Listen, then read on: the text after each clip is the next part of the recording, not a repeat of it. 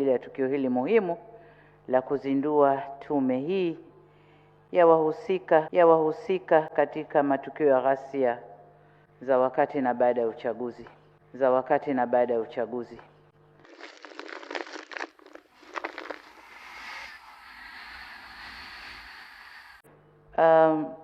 Waheshimiwa, mniruhusu nami niungane na viongozi wa dini katika kumshukuru Mwenyezi Mungu kwa jaala yake ya uhai na siha njema iliyotuwezesha kutana leo hapa kwa ajili ya tukio hili muhimu la kuzindua tume hii ya wahusika katika matukio ya ghasia za wakati na baada ya uchaguzi. Nawashukuru nyote mliohudhuria kwa namna ya kipekee. Nimshukuru mwenyekiti na makamishna wateule wa tume hii kwa kukubali uteuzi na dhamana hii nzito kwa maslahi mapana ya taifa na wananchi wetu. Waheshimiwa viongozi na ndugu wananchi, mtakumbuka kwa tarehe 23 mwezi wa 4 mwaka huu nilipokea ripoti ya Tume ya Rais ya kuchunguza matukio ya ghasia na uvunjifu wa amani yaliyotokea wakati na baada ya uchaguzi wa Oktoba 2025 iliongozwa na Jaji Mkuu mstaafu Mheshimiwa Mohamed Chande Othman, na leo tuko naye hapa na namuona pia Jaji Ibrahim yuko naye pamoja.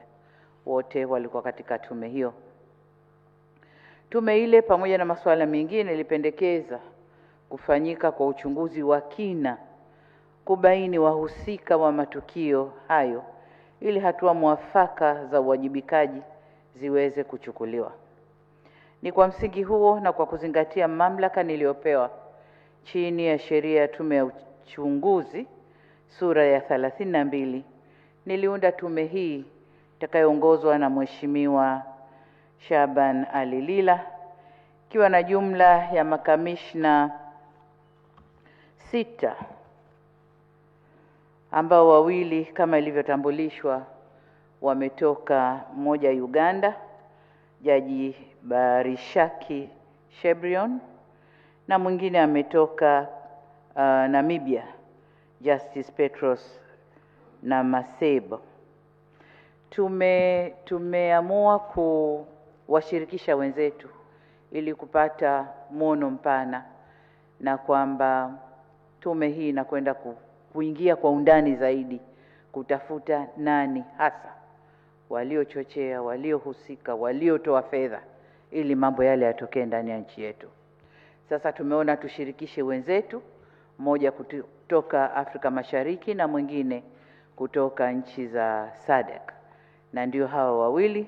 Na nawashukuru sana maraisi, mzee wetu mzee Museveni wa Uganda, lakini pia dada yangu Nandi Ndaitwah wa Jamhuri ya Namibia kwa kukubali kuleta majaji hawa kuja kusaidiana na majaji wa Tanzania.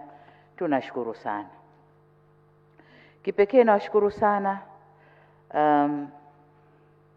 tume hii imepewa hadidu rejea zitakazoongoza katika kutekeleza majukumu yake na itawasilisha ripoti na mapendekezo yake kwa mujibu wa sheria.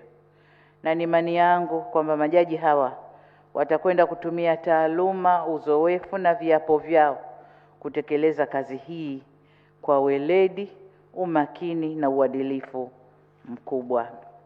Natambua uzito wa jukumu hili, lakini kwa kuanzia tume imepewa muda wa miezi 5 kutekeleza majukumu yake na kuwasilisha ripoti rasmi. Sasa kama kutakuwa na ombi la kuongezwa muda, tutaangalia baadaye tuongeze muda ili wafanye kazi yao kwa upeo mpana. Na katika hili ni wasihi sana Watanzania wote kutoa ushirikiano unaohitajika na tume katika kutekeleza majukumu yao. Ni wasihi sana Watanzania tuisaidie tume hii iweze kufanya kazi yake na tusiisumbue katika kufanya kazi zake. Waheshimiwa viongozi na ndugu wananchi, mwisho ni washukuru tena mwenyekiti na makamishna wa tume kwa kukubali jukumu hili kubwa na zito. Najua ni jukumu kubwa na zito, na wenyewe wamelikubali kulibeba, na watakia utekelezaji mwema wa majukumu tuliowapa. Na baada ya kusema hayo, sasa nitamke rasmi kwamba Tume ya Rais ya uchunguzi wa wahusika wa ghasia na ukiukwaji wa sheria katika matukio ya ghasia wakati na baada ya uchaguzi mkuu wa Oktoba 2025 sasa imezinduliwa rasmi.